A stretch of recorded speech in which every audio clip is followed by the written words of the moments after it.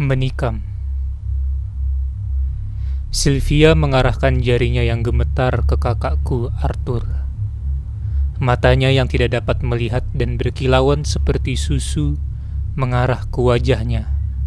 Dan istrinya Arthur, Agnes, gemetar karena marah dari seberang meja.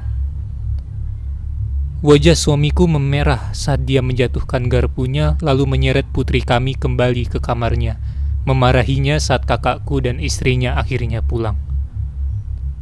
Sisa malam itu terasa canggung, dan kehangatan dalam percakapan kami tidak pernah pulih. 2 minggu kemudian, Agnes ditikam hingga tewas di tempat parkir kantornya. Seorang mahasiswa yang mabuk menemukannya. Ia hampir muntah ke seluruh tubuh Agnes dan menelepon polisi. Kakakku lalu bersumpah bahwa dia tidak akan memiliki niatan buruk apapun terhadap putriku. Tetapi aku tahu bahwa dia berbohong. Suatu hari, wanita paruh baya yang mengajari putriku cara membaca huruf Braille meneleponku. "Bu, saya tidak tahu apa yang terjadi, tetapi putri Anda telah berbisik tentang sesuatu seperti sengatan listrik selama setengah jam terakhir, dan hal itu mulai mengalihkan perhatiannya dari pelajarannya.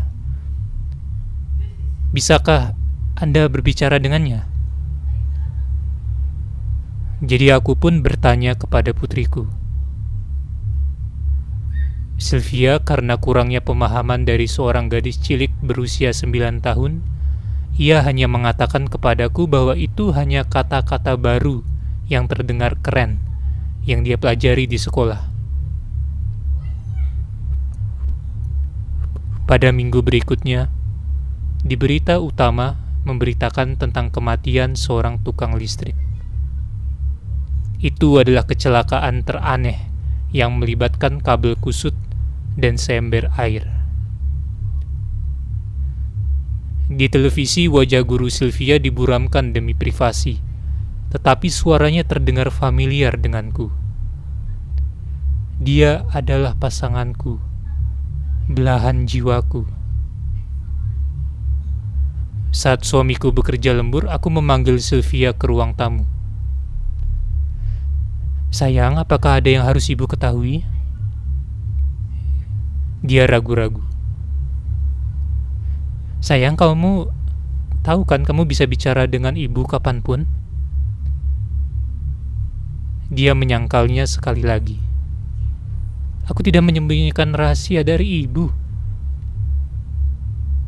Suamiku berjalan ke ruang tamu dengan rambut acak-acakan dan pandangan yang kosong. Alih-alih terburu-buru untuk memeluk ayahnya, Sylvia justru berbalik ke arahnya dan menunjuk. "Api," katanya. Jantungku berhenti berdetak.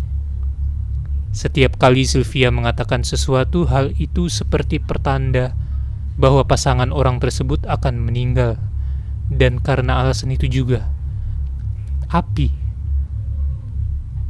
Apakah Sylvia hanya membuat prediksi atau apakah dia hanya mengutukku karena ikut campur dalam kehidupannya?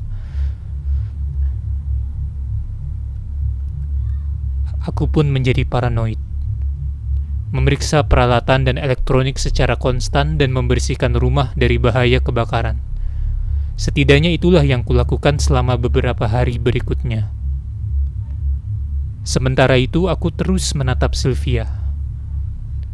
Oh, Sylvia, aku hampir membenci putriku sendiri. Pada suatu malam, suamiku pulang dari kerja. Ia terlihat lusuh dan pandangannya kosong. Sementara aku duduk di ruang tamu dan Sylvia mendengarkan radio di sampingku. "Ada masalah apa?" Aku pun bertanya. Dia menelan ludah. "Salah satu kolega wanitaku, rumahnya terbakar. Dia terjebak tapi aku berhasil melarikan diri." Hal itu cukup membingungkan di kepalaku. Apa yang kau lakukan di rumahnya? Ekspresi wajah suamiku seperti nampak bersalah akan sesuatu. Aku pun hendak membuka mulut untuk berbicara, tidak untuk menjerit, tetapi suara yang lebih kecil dari sampingku menatapku dan berbisik. Meracuni.